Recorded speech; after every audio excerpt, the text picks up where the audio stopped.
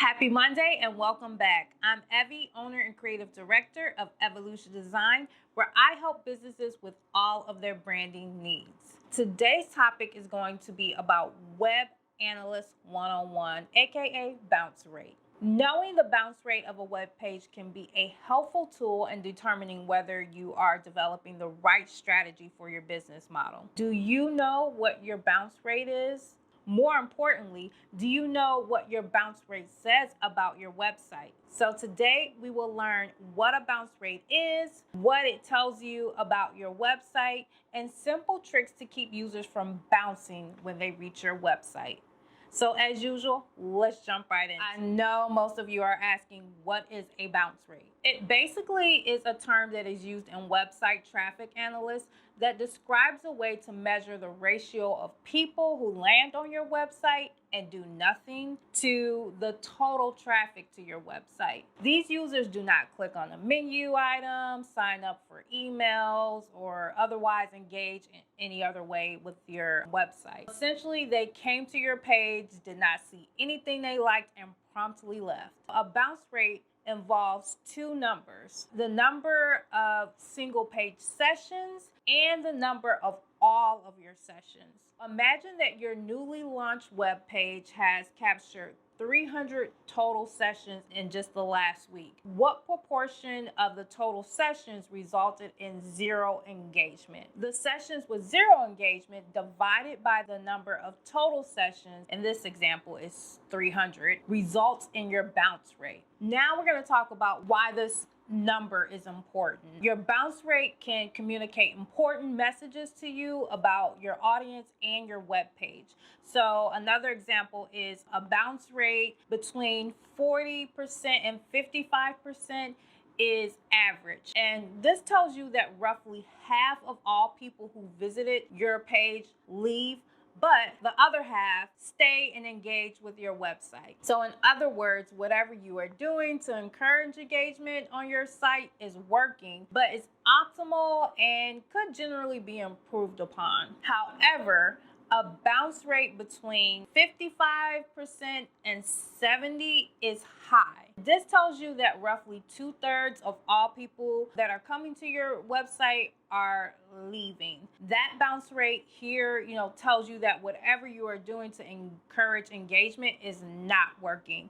But there is an exception to that. For example, your website is not designed to prompt for further engagement. So think of like a single page site, such as like a blog. Then traditionally high bounce rates are normal in those circumstances. Another example of an exception to high bounce rate rule is something like a product review page. So if a product review was so compelling that it convinced someone to navigate away from your page and purchase the product, then an especially high bounce rate would make sense because that's exactly what you're wanting them to do. Similarly, a bounce rate that falls on either end of the spectrum, like under 15% or over 85%, typically means that there may be a tracking or code error. In other words, your software is not actually capturing your actual bounce rate. And knowing this, you can start to take steps to fix that, because that is definitely something going on behind the scenes. Understanding what your bounce rate means, especially in the context of your website, helps you determine if there is any room for improvement or if there are any errors going on the back end. This also allows you to develop better strategies to meet your goals for your business. Now let's talk about ways to decrease your bounce rate of your page. So suppose you have a high bounce rate for your website and you are, of course, wanting to decrease that. One of the areas that we see issues in is you'll want to address technical issues. So if you have an extraordinary high bounce rate for your web page, consider whether the issue is technical or not. If you recently changed the domain name for your web pages, you'll want to make sure you check direct links from outside sources like social media are linking to the correct pages. There may be an issue with the way the code is being displayed, or you may have a problem related to malware. Another area we see issues in is you really want to consider the user experience. So if it's not a technical issue, you want to evaluate whether the high bounce rate is due to the user experience. You can do this by examining other numbers in your web page traffic analyst. For example, if a significantly higher proportion of mobile users are bouncing compared to those who are accessing your website from a desktop, then you may want to consider whether your web page is designed for mobile user experience, which is non-negotiable these days. You have to have a mobile responsive website. If it's difficult to navigate on a mobile, then it makes sense that many mobile users would bounce instead of staying. What if your bounce rate is high across all users, no matter how they access the website?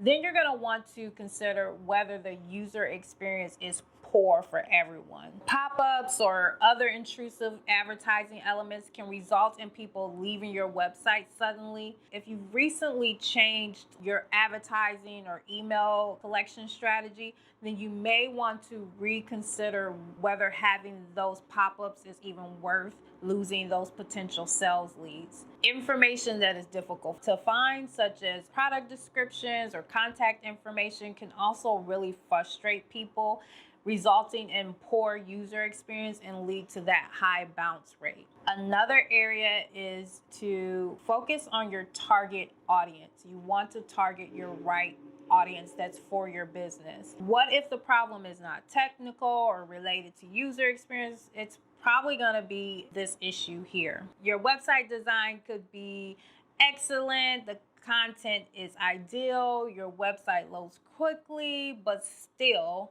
your bounce rate is higher than you would like for it to be. Here's where you may need to consider whether you are attracting the right people to your website. So think of it this way. A steak restaurant is not going to generate customers by advertising their restaurant in a vegan magazine. No matter how good their steak is or how phenomenal the dining experience might be, vegans simply are not the right audience. So those are things you need to keep in mind when you're advertising, when you're promoting your business on social media, that you're talking to the right audience. Similarly, think about whether you are using the right keywords in your content. You don't want to necessarily capture everyone's attention, but you most certainly do want to grab the attention of the audience that will best connect with your content. Connecting to the right audience, even if it's a smaller audience, is more likely to result in meaningful engagement. If you connect to thousands of people, but none of them are interested in your work, you are just, again, bound to just have